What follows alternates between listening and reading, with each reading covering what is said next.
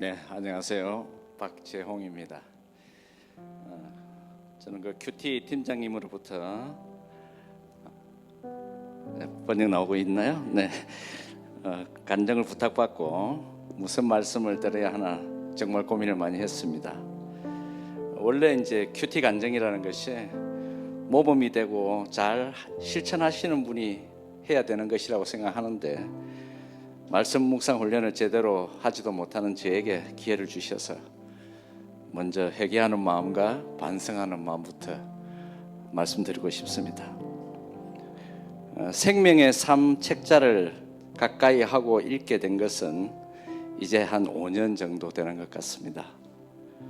연말이면 교회 차원으로 이제 내년도 성경 읽기 계획을 세우고 계획표에 따라 매일 성경을 읽으려고 노력은 합니다만 꾸준히 실천하는 것은 너무 어려웠습니다.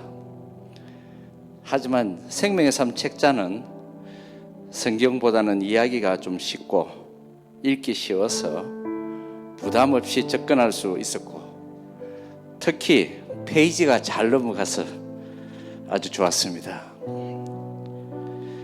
이제 혼자 생명의 삶 책을 읽고 묵상할 때면 다른 성도님들은 이 부분을 어떻게 생각하는지, 내 생각이 혹시 잘못된 건 아닌지 궁금할 때가 많이 있었습니다.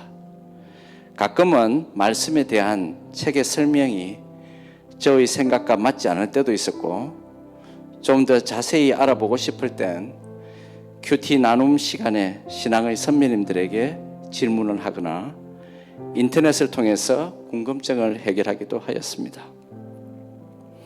그러다가 이제 저희 브릿지교회에서 전 성도님들을 대상으로 온 식구 큐티하기, 온 식구 가정 예배가 시작되었습니다.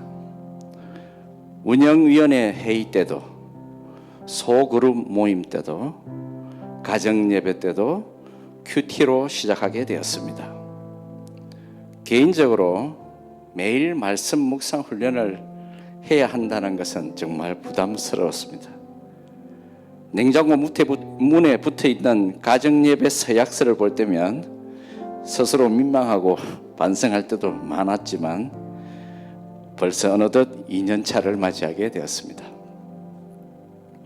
저는 비움, 체험, 나눔의 말씀 묵상 과정 중에 나눔에 대하여 몇 가지 말씀드리고자 합니다.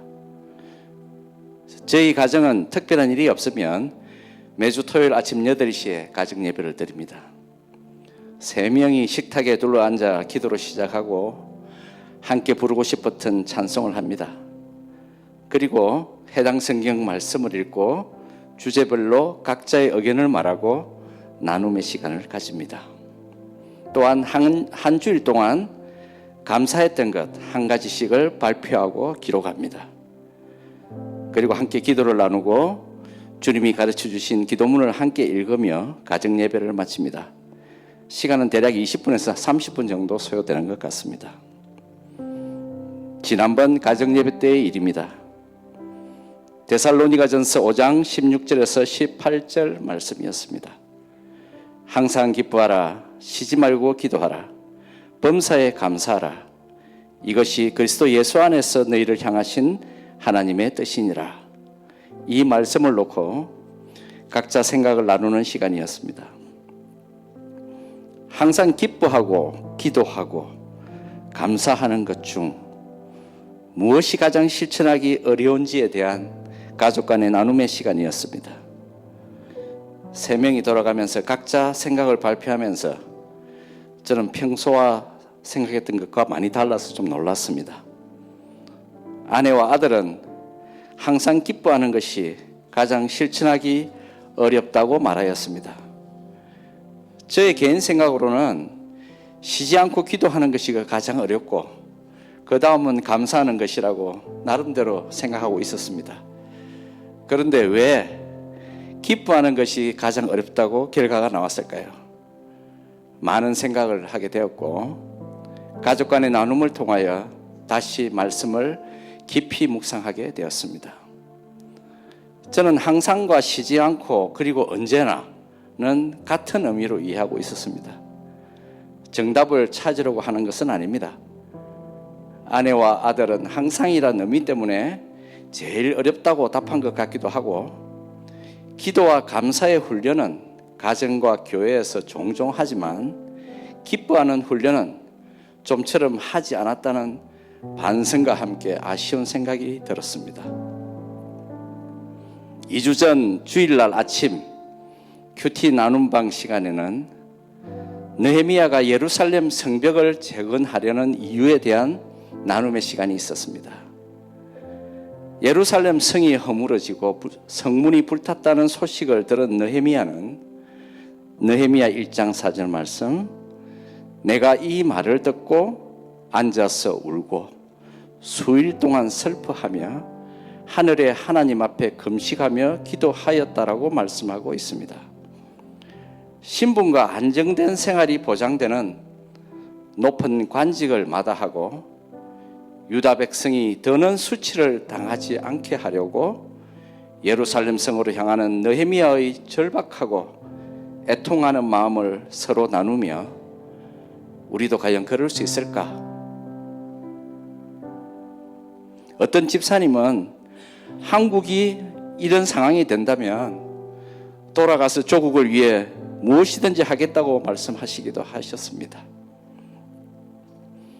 큐티 나눔의 시간은 여러분들과 대화를 통하여 진하게 느껴지는 감동과 은혜의 시간이 계속되었습니다.